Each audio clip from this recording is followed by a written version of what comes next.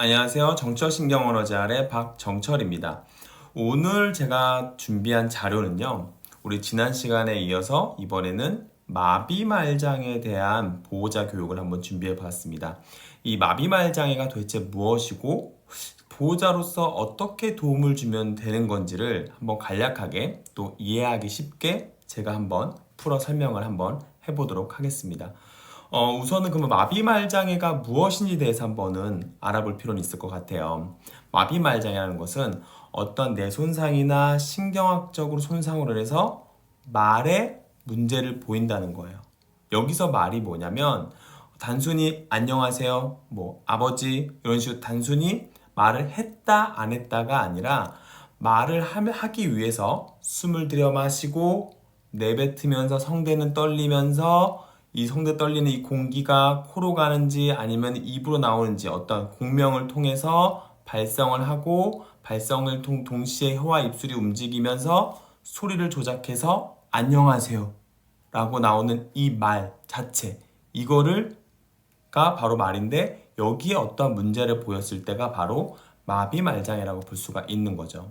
그래서 다시 말하면 말 과정에서 우리가 발성하고 그 다음에 발음 혀와 입술 움직여서 발음을 내고 조음이라고 하거든요. 발음을 내고 그 다음에 호흡하고 그 다음에 어조 안녕하세요 안녕하세요 이런 식으로 운율을 조절하고 이런 것들에 대해서 힘과 속도 또 그 말을 하기 위한 운동성의 범위 안정성 근육의 긴장도 이런 것들에 대한 문제가 보일 때 우리는 마비말장애 즉 디사스리아라고 말을 합니다. 그래서 디사스리아를 가지고 계시는 환자분의 보호자분들 느끼는 문제점이 대부분 이런 식으로 많이 나와요. 그러니까 말이 좀 어눌한 것 같아요. 그리고 뭐라고 말하는데 무슨 말인지는 잘 모르겠어요. 아니면 목소리가 하긴 하는데 너무 작아서 못 알아듣겠어요. 아니면 말이 너무 빨라요. 천천히 말해봤는데도 말이 자꾸 빨라져요. 아니면 목소리를 낼 때 너무 힘을 줘요.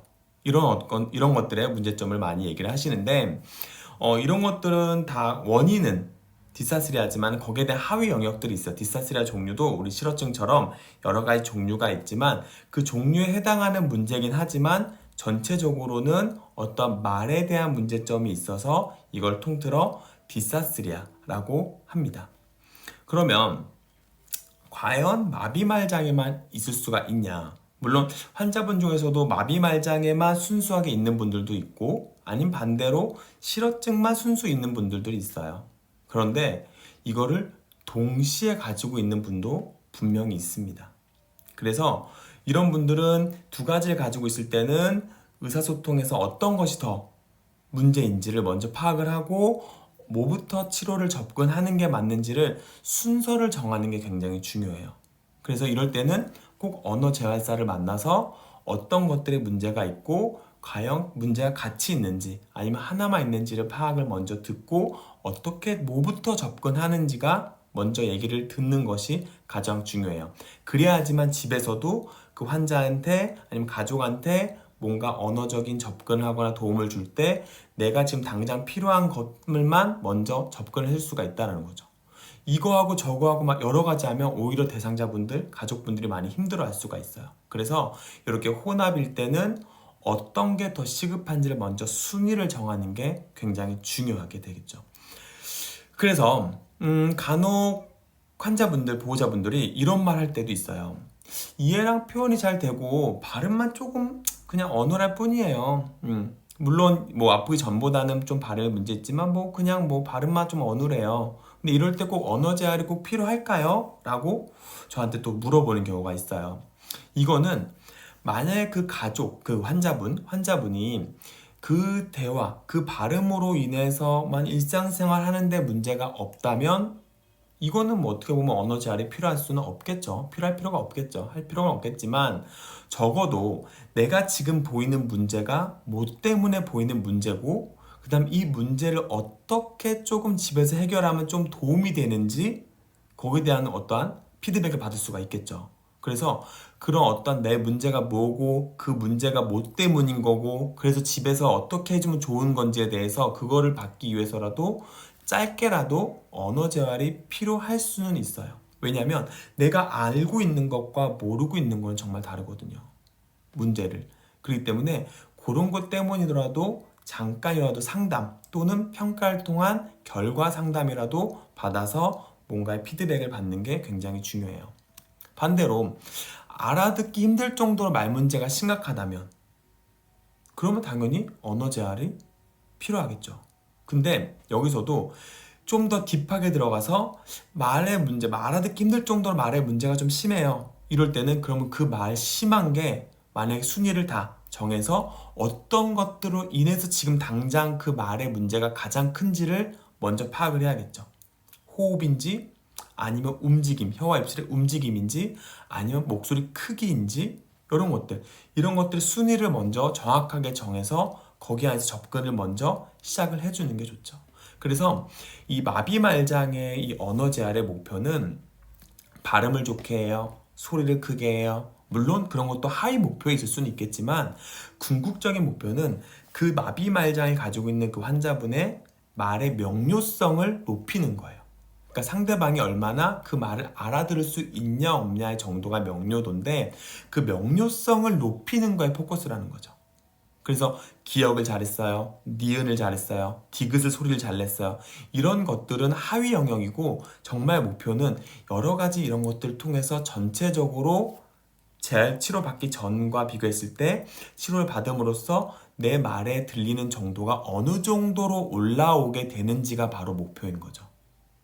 그래서 종합적으로 접근을 하는 게 굉장히 중요하다는 겁니다. 그러면 명료성을 올리기 위해서 그러면은 어떤 것들이 문제인지를 파악을 해야 되잖아요. 호흡인지 아까 말한 것처럼 호흡인지 혀의 약한 움직임인지 아니면 입술의 어떤 움직임이나 크기라든지 아니면 정확도라든지 아니면 속도라든지 어떤 이런 것들이 어떤 것들이 지금 당장 명료성에 크게 영향을 미치는지를 파악을 하는 게 언어재활사 역할이고 우리 환자분들은 먼저 언어재활사를 만나서 그 문제의 심각도가 어떤 것들이 더 심각한지를 파악하고 알아내는 게 우리 보호자분으로서 할 역할인 거죠. 그래서 이런 문제점을 정확하게 파악을 해줘야 먼저 지금 당장 명료성에 영향을 주는 거를 빠르게 파악해서 접근할 수가 있다는 거죠. 그래서 명료도를 높이기 위한 접근은 크게 4가지를 볼 수가 있어요. 물론 목소리 크기를 목표로 하는 접근이 있겠고 그 다음 음질, 목소리 너무 쥐었다거나 아니면 성대 마비로 인해서 목소리가 너무 쉬는 소리가 난다든지 이런 어떠한 목소리 음질을 목표로 하는 접근이 있을 수 있겠고 그 다음 말의 속도, 너무 빠르거나 대표적으로 파킨슨 증후군 환자분들도 대표적으로 마비말장애의 하나의 그런 장애 중에 하나인데 그 말의 특징을 보면은 너무 빨라지죠. 너무 빨라지고 나도 모르게 빨라진다든지 그런 것들은 파킨슨 증후군들은 가장 큰 포커스가 되는 게 말의 속도가 그 명료성에 영향을 주겠죠.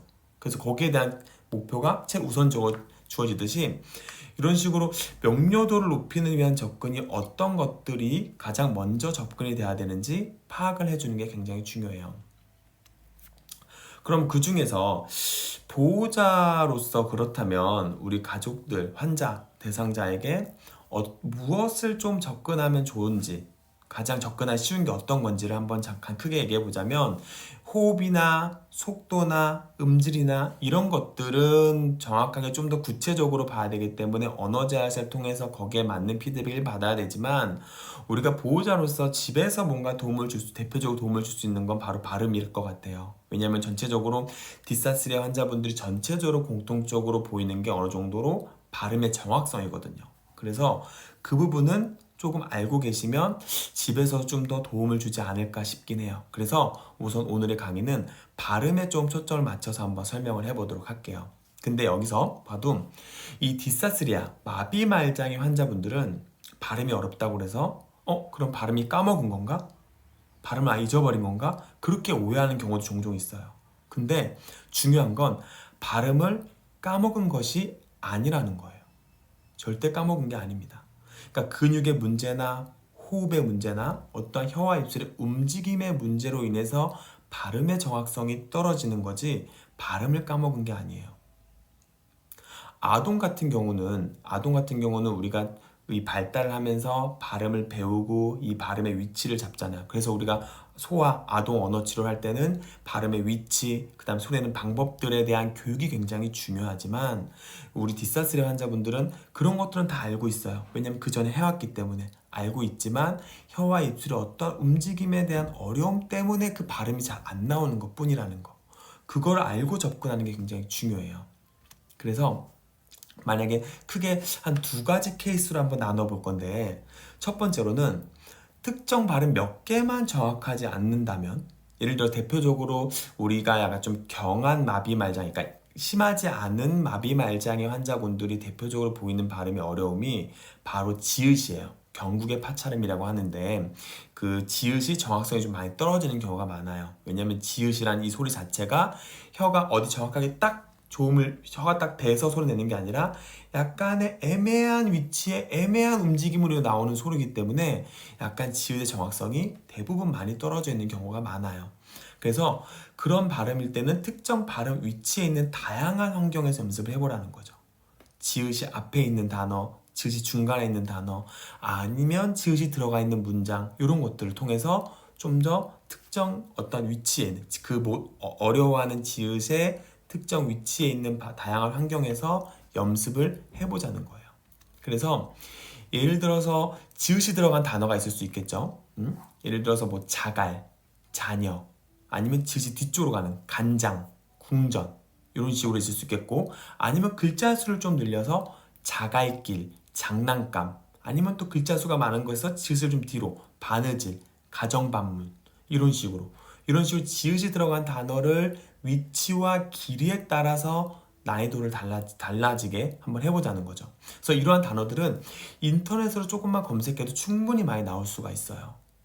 그래서 그런 것들을 조금 참고해서 연습을 해보면 좋고, 그 다음에 또 하나가 채소 대립상을 이용해보는 거예요. 이 채소 대립상이 뭐냐? 지금 보이는 것처럼 글자가 딱 봐도 비슷한데 철자 하나만 다르고 전체적으로 음절 환경이 비슷한 거를 바로 채소 대립상이라고 해요. 최소한으로 하나의 음절만 다르고 음소만 다르고 글자의 전체적 환경이 같은 것을 채소 대립상이라고 하는데, 요거를 읽게 되면 어떻게 돼요? 어쨌든 간에 두 개의 단어를 정확하게 소리를 다르게 내려면 조금 더 내가 어려운 단어를 좀 더 정확하게 내려고 노력을 해야 될 수밖에 없겠죠. 그래서 이러한 채소 대립상을 이용해서 한번 연습을 해보는 것도 굉장히 도움 많이 돼요. 그래서 가수, 자수, 강사, 장사, 일기, 일지 이런 식으로 내가 어려워하는 발음이 좀 더 발음이 잘 들려야지만 그거와 채소 대립되는 다른 단어가 비교가 될 수가 있기 때문에 그렇게 연습해보면 되는 거죠. 그리고 또 하나는 조금 단어도 그렇고 채소 대립상도 그렇다면 다양한 모음을 붙여서 그냥 무의미 음절을 읽어보는 거예요. 무의미 음절을 뭐 자, 저, 조 아니면 받침을 넣어서 작, 젖, 좁 이런 식으로 다양하게 좀 더 다양한 음절을 합쳐서 이렇게 음절 합쳤을 때 어떻게 소리를 낼 거야? 이런 식으로 해서 무의미 음절을 이용해서 음절을 나타내면 좋은 거죠. 그 다음에는 문장 환경의 지읒에서나 문단 환경에서, 그러니까 문장이나 문단에서 한번 해보는 거죠. 그렇다면 여기서 또 궁금한 게 있을 수 있어요. 보호자분들이 그럼 문장에서 연습을 하고 싶은데 지읒이 들어가 있는 문장을 어떻게 찾죠? 그렇게 얘기할 수가 있어요. 근데 그거는 걱정할 필요 없는 게 신문 기사, 그냥 네이버나 어떤 인터넷 포털 사이트에 들어가서 어떠한 기사를 들어가 보셔서 그 문장을 봐도 그 문장 안에 지읒은 충분히 많이 들어가 있고 목표 음소가 충분히 많이 들어가 있는 것들이 굉장히 많아요. 그래서 그런 것들을 그냥 떼다가 몇 개만 연결해서 연습을 해봐야 된다는 거죠. 아니면 통틀어 문단 환경, 그 기사 전체적으로 읽어서 거기 안에 있는 지읒을 목표로 삼아서 긴 문장을 읽을 때 어떻게 해요? 혀와 입술이 연속적으로 계속 움직여야 되잖아요. 그 움직임 속에서 지읒의 발음의 정확성을 연습해 볼 수가 있는 거죠.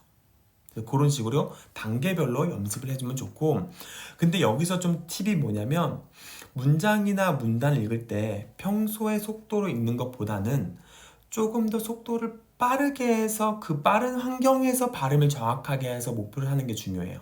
그걸 왜 그러냐면 우리가 천천히 읽게 되면 어떻게 돼요? 혀와 입술이 천천히 움직이게 되고 그만큼 그런 발음을 잡고 정확하게 낼 수 있는 도움은 되겠죠. 도움은 되겠지만 우리가 사실은 빠르게 읽었을 때는 혀와 입술이 빠르게 움직이니까 그 빠른 움직임 안에서 얼만큼 그 지읒의 발음의 위치와 방법을 빠르게 혀가 위치를 잡아내냐가 사실은 궁극적인 목표잖아요. 우리가 아까 말했잖아요. 명료도가 중요하다고. 그러면 조금 빠르게 읽었을 때 발음이 좋아지게 연습을 한다면, 그래서 그렇게 해서 연습이 좋아져서 발음이 좋아진다면 평상시대로 속도로 가게 되면 어떻게 돼요? 당연히 발음이 나아질 수 있겠죠. 그래서 연습을 할 때는 발음을 조금 더 빠르게, 속도를 좀 빠르게 해서 읽는 게 목표라면 좋고, 평소에 말할 때는 명료도를 높여야 되니까 살짝 속도를 늦춰서 그 발음이 정확하게 들리도록 해주는 게 좋고, 요가 두 가지가 좀 다르긴 해요. 내가 짓을 연습한다? 그럼 속도를 좀 빠르게 연습해서 혀와 입술을 좀 빠르게 움직임 속에서 그 내 발음, 어려운 발음을 높이는 거에 포커스를 맞춰야겠다라고 생각하는 거죠. 그래서 연습할 때는 조금 속도를 좀 빠르게 해서 발음을 정확한 발음, 정조음이라고 하는데 정확한 발음을 끌어내려고 노력하도록 연습하는 게 중요하다라는 거죠. 자, 그렇다면 두 번째로 전반적으로 말할 때 말이 좀 웅얼거리듯이 한다든지 마치 입안 소리가 맴도는 것처럼 발성을 한다든지 아니면 무슨 말이 전혀 어떤 발음이 틀린지 모르고 전반적으로 발음이 다 무너져요. 그래서 무슨 말인지 전혀 못 알아듣겠어요. 조금 약간 중증이나 조금 중증보다 좀 심한 심도의 마비말장 환자분들은 그럼 집에서 보호자로서 어떻게 해줘야 되냐 이거를 본다면 아까는 경하신 분이셨잖아요. 그럼 지금은 그렇게 발성이 조금 어눌하고 약간 조금 웅얼거리는 소리 난다는 거는 뭐예요? 다시 말해 발음 입장으로 보자면 혀와 입술의 움직임이 굉장히 범위가 운동성이 작고 정확한 발음의 위치를 다 잡아내지 못하고 이 대화할 때 우리가 이게 연속적으로 움직임을 정확하게 움직이는 게 둔할 수가 있겠구나 라고 파악해 볼 수가 있겠죠. 그럼 어떻게 돼요? 첫 번째로는 혀와 입술의 전반적인 운동성이 떨어져 있기 때문에 전체적으로 구강 운동 스트레칭과 운동 자극이 필요하겠죠. 그 운동하는 방법은 제 인스타그램에 들어가 보면 운동하는 방법을 제가 찍어 놓은 거 있으니까 한번 확인해 보셔도 되고 아니면 혀의 운동과 입술의 운동은 크지 않아요. 크게 대단하지 않아요. 우리가 할 수 있는 것들이 팔 운동처럼 올리거나 들거나 할 수가 없기 때문에 우리가 할 수 있는 것들은 혀를 한다든지 이, 오, 우 최대한 내가 움직일 수 있는 범위를 최대하게 크게 움직인다는 거에 맞춰서 한번 해보는 거예요. 어떤 특별한 방법이 있다기보다는 그렇게 접근해도 굉장히 좋겠다라는 거죠. 그래서 그 다음에는 그렇게 운동한 다음에 발음의 위치를 찾아가도록 조금씩 유도해 주는 게 중요하다는 거죠. 그럼 발음의 위치를 어떻게 유도해 주는 게 좋냐가 이제 목표가 되겠죠. 우리가 알아야 되겠죠. 그러면 대표적으로 무의미 음절을 좀 많이 연습을 해요.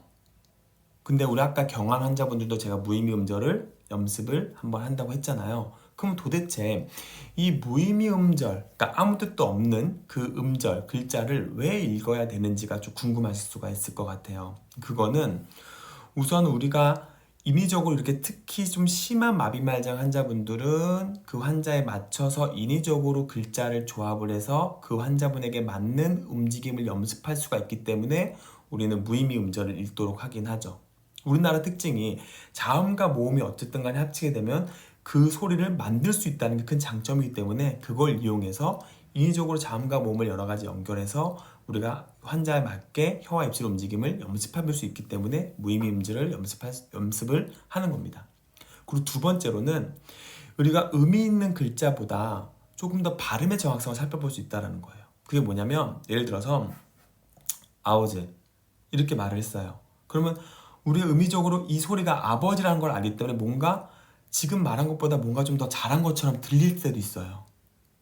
내가 실질적으로 발음은 되게 약간 좀 낮은데 의미적으로 들리기 때문에 발음 잘했어, 좀 잘했는데 이렇게 들릴 수도 있다는 거죠. 그래서 의미를 빼고 무의미 글자를 읽어서 오로지 그 발음에 포커싱을 둬서 발음에 정확했냐 안 정확했냐를 들어보고 파악할 수 있기 때문에 무의미 음절 한번 해보는 거예요. 그래서 세 번째로는 이건 확장적인 의미인데 그 대상자가 무의미를 보거나 듣고 연습을 함으로써 자기 스스로도 그 발음에 좀 더 초점을 맞춰서 연습을 해볼 수 있다는 거죠. 만약에 자, 조, 지 뭐 이렇게 있으면은 약간 좀 더 그 발음, 의미가 없기 때문에 좀 더 자음과 모음이 철저히 포커싱이 맞춰지게 되고 내 이 소리를 얘기해 좀 더 발음에 신중해질 수 있겠죠. 그쵸? 그래서 약간 의미가 뺀 무의미 글자를 읽음으로써 이렇게 장점들이 있기 때문에 그런 무의미 음절을 통해서 연습을 해보는 것도 너무나 좋고 보호자분도 쉽게 접근해 볼 수가 있는 거죠. 그럼 무의미 음절은 어떻게 도대체 무의미 음절을 오케이 읽겠다. 그럼 어떻게 무엇을 읽어야 되냐 이렇게 궁금하실 수가 있는데 우선은 형태로 난이도를 조절해서 연습해 볼 수가 있어요. 예를 들어서 많이 웅얼거리고 많이 무슨 말 전혀 못 알아듣을 정도로 그냥 심한 환자분이면 모음부터 시작하면 좋겠죠. 그러니까 우리가 모음을 V라고 하는데 뭐 아, 이, 우, 오. 자, 빠르게 아, 이, 우, 오. 이런 식으로 정확하게 입만 크게 해서 모음으로 먼저 시작을 해보든지 그게 좀 잘 되면 자음을 넣어보는 거죠. 자음은 C라고 하는데 그럼 자음과 모음을 합쳐진 거 CV 형태가 되겠죠. 그래서 가, 나, 뭐 바, 자, 라 이런 식으로 아니면 받침 VC라고 하는데 모음 플러스 받침 악, 앞, 알 요게 되거나 그거 좀 잘 되면 이제 그것도 자음을 넣어보는 거죠. 자음, 모음, 자음이 되겠죠. CVC 갑, 갓, 밥, 밭 이런 식으로 이게 어때요? 좀 더 음절 구조가 복잡할수록 혀와 입술의 움직임과 힘의 세기가 더 필요한 거고 필요하기 때문에 좀 더 연습을 할 수가 있고 연습을 통해서 발음이 올라올 수 있다는 거죠.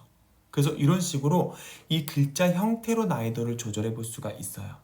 그리고 또 그 형태를 여러 가지 개수로 조절을 해서 해보면 도움이 되겠죠. 그래서 여기서 예를 들어서 무의미 음절의 개수를 조절해서 연습을 할 때는 여기서 목표는 발음 하나하나 예를 들어서 바, 가, 나, 다. 와 잘했네. 이것도 중요하지만 이 네 개의 짝을 만약에 무의미 음절을 읽을 때는 바에서 가로 넘어갈 때 바, 가 이런 식으로 빨리 넘어갈 때 정확하게 입술 움직이면서 혀의 움직임으로 넘어가면서 정확하게 기억의 위치를 빠르게 잡아내기 위한 것도 목표이기 때문에 속도를 조금 빠르게 해서 거기에 정확도를 목표로 해보는 것도 굉장히 중요해요.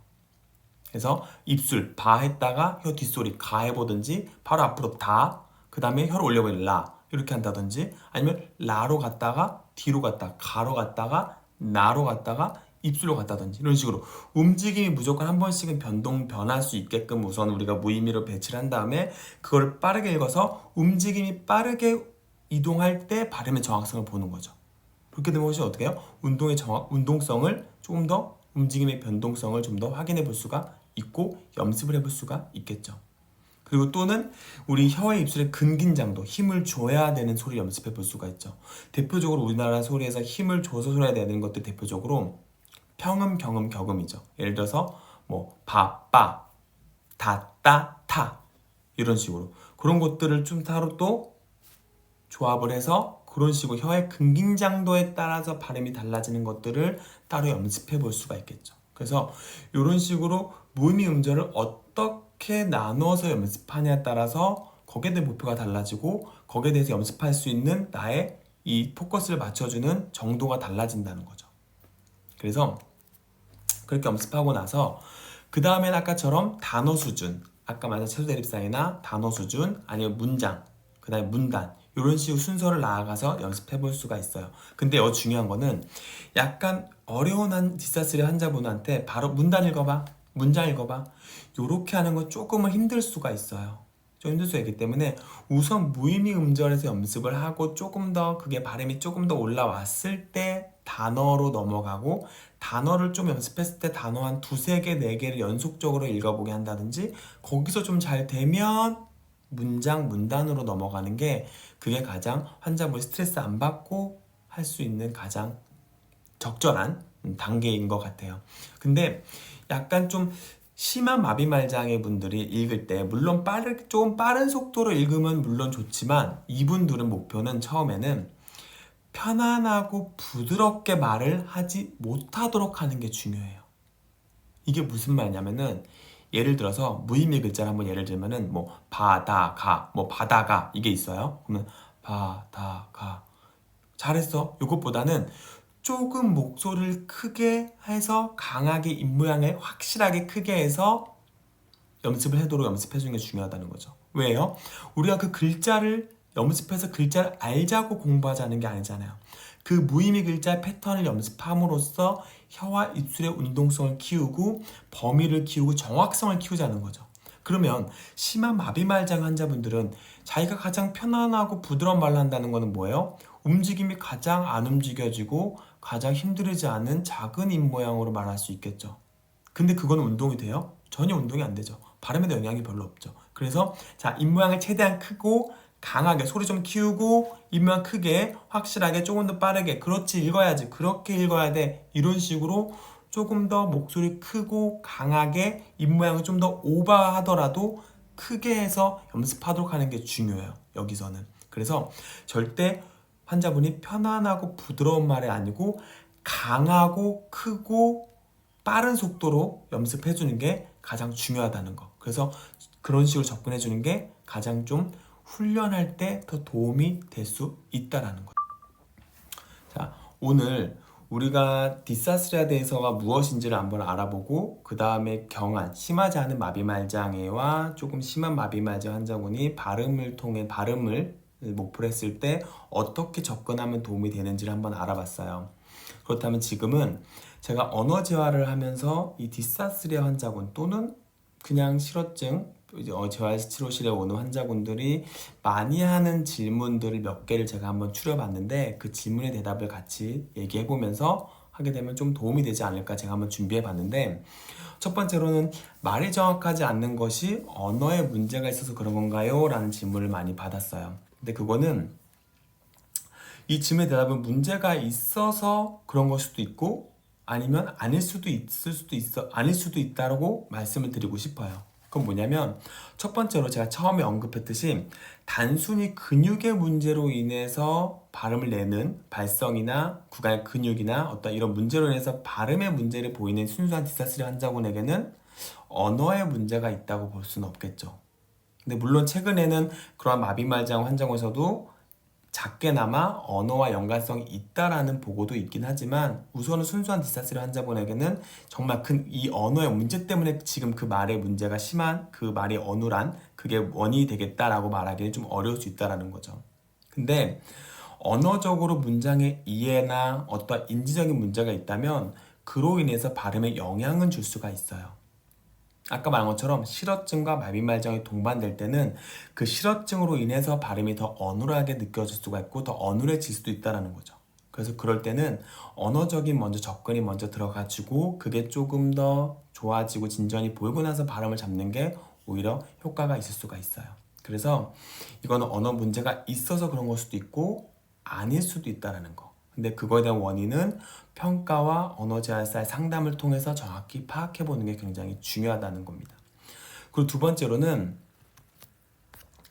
말이 어눌해도 대화가 되는데 굳이 치료를 받아야 할까요? 아까 제가 말했던 거 이런 말을 굉장히 많이 받아요. 특히 좀 경한 마비말장애 환자분들한테는 이런 얘기를 많이 받는데 만약에 정말 객관적으로 지금 말이 살짝 어눌한 게 그 내가 생활하는 거에 문제가 없고 지금 앞으로 살아가는 거에 의사소통 전체 문제가 없다면 저는 그거에서 치료 대상이 아니라고 생각을 해요.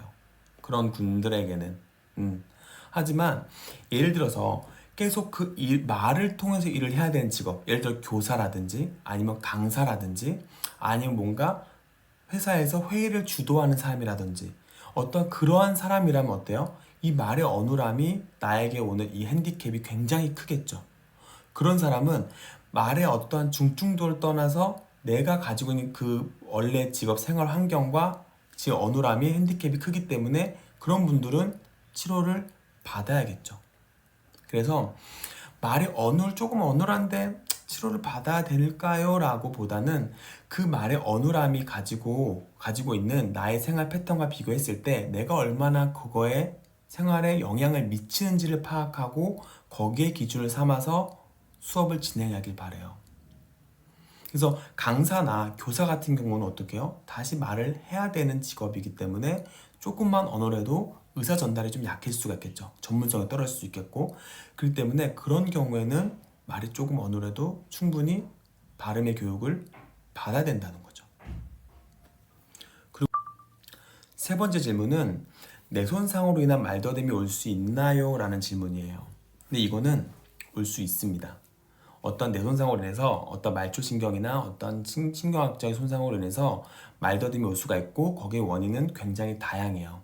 그렇기 때문에 신경학적인 말더듬이라는 용어가 있는 것처럼 뇌손상으로도 말더듬이 올 수가 있고 그 다음에 순수 말더듬보다는 어떤 치료나 어떤 호전 속도에 따라서 말더듬 양상이 달라질 수가 있고 아니면 말더듬이 훨씬 더 호전될 수가 있어요. 그래서 이런 경우는 충분히 뇌손상으로도 어떤 말더듬이 올 수가 있고 충분히 언어 재활을 받아야 하고 받음으로써 말더듬이 좀 더 완화될 수 있다는 거, 그 부분을 꼭 말씀드리고 싶어요. 그리고 마지막으로는 요건 조금 예민한 질문인데 한쪽 마비가 조금 심한데 언어 재활을 받는다고 발음이 올라오나요? 라고 질문을 좀 받은 경우가 꽤 많아요. 이건 굉장히 좀 예민한 질문이긴 하죠. 근데 저는 이렇게 답해주고 싶어요. 우리가 직접 언어 재활을 할 때 물론 언어 재활을 통해서 마비가 완전히 움직임이 둔한 완전히 마비가 온 구강을 다시 움직일 수 해드리겠습니다. 그렇게 말하기는 어렵겠죠. 물론 운동이나 감각을 통해서 이 마비가 조금 풀리는 경우도 있겠지만 마비가 있는데 이거를 없애드리겠습니다. 이렇게 해서 발음이 좋아질 수 있게 해드리겠습니다. 이렇게 말하기는 솔직히 어렵다는 거예요. 그렇다면 그 언어 재활을 왜 받아야 되냐? 말했죠. 마비 말장애 환자분들은 목표가 이 마비가 된 거를 좋아지게끔 발음이 안 됐던 걸 됐던 거를 이게 아니라 전체적으로 지금 내가 말하고 있는 양상의 이 명료도를 전반적으로 올려주는 거에 목표가 있다라는 거예요. 그래서 지금 내가 마비가 한쪽이 있다 하더라도 다른 쪽, 이 지금 괜찮은 쪽이나 혀의 입술 아니면 입술의 범위 여러 가지 움직임을 최대한으로 끌어올려서 한쪽에 마비가 있지만 그 안에서도 최대한의 발음을 끌어올려서 내가 가지고 있는 능력을 최대치로 올려서 발음을 명료도를 끌어올리는 거에 포커스를 둔다는 거죠. 예를 들어서 한쪽 마비가 있지만 내 연습을 통해서 만약에 지금 발음의 상태가 한 3 정도 되는데 연습을 통해서 내가 발음 명료도가 한 6, 7까지 올라갈 수 있다고 생각한다면 당연히 그거는 언어 재활을 받아야겠죠. 내 능력이 열심히 함으로써 그 능력이 올라갈 수가 있다면 마비가 있다 하더라도 언어 재활을 받아야 된다는 거죠. 그리고 만약에 그렇게 한쪽 마비 심해서 언어 재활 필요가 없겠다, 받지 말자 하게 되면은 간혹 시간이 지날수록 발음의 정도가 좀 더 떨어지거나 좀 더 어눌해질 수가 있어요. 왜냐하면 점점 이 근육의 밸런스가 많지 않기 때문에 말하기 싫어하고 길게 말하기 싫어하고 좀 더 말하기 좀 더 편하게 말하려고 하니까 좀 더 작게 말하게 되고 좀 더 인명을 조그맣게 말하게 되니까 조금 더 어눌해질 수가 있어요. 그래서 그것 때문이라도 한쪽 마비가 심하지만 한쪽 마비가 있더라도 지금 나의 능력을 최대치로 끌어올리기 위해서라도 언어 재활이 꼭 필요하다고 저는 꼭 말씀드리고 싶어요. 그래서 이것처럼 지금 오늘 디사스리아에 대해서 전반적으로 설명을 했고 그 다음에 대표적으로 질문이 어떤 것들이 있는지 한번 얘기를 해봤는데 잘 전달됐는지 잘 모르겠어요. 제가 지금 이렇게 강의를 발표를 준비하면서 버벅대기도 하고 저도 버벅대기도 하고 좀 어눌한 부분도 있고 약간 조금 더듬었던 부분도 있었던 것 같은데 편안하게 얘기를 잘 좀 들어주셨으면 좋을 것 같고 전반적으로 내용을 최대한 쉽게 제가 설명하려고 했는데 잘 이해가 됐는지를 모르겠습니다. 그래서 최대한 가족분들도 충분히 여러 가지 자료를 이용해서 충분히 디사스리아 환자분들에게 충분히 염습시킬 수가 있고 충분히 집에서도 가족과 함께 재활을 할 수가 있다는 거, 그 부분 꼭 알아주셨으면 좋겠습니다.